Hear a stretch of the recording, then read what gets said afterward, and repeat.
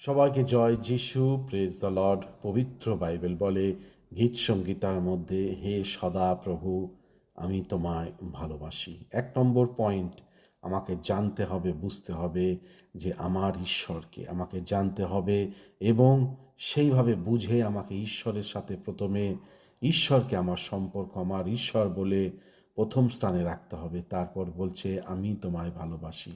2 নম্বর point, আমি তোমায় ভালোবাসি।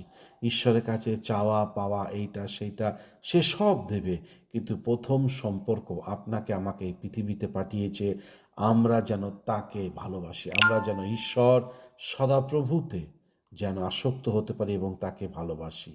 তো সেই হয়েছে ব্যাপার। সদাপ্রভু বলছে গীত সঙ্গীতের মধ্যে, দাউদ বলছে যে হে ঈশ্বর আমি তোমায় ভালোবাসি, বা হে ঈশ্বর শক্তি দাও, আসছে দিন আমি যেন তোমায় ভালোবাসতে পারি।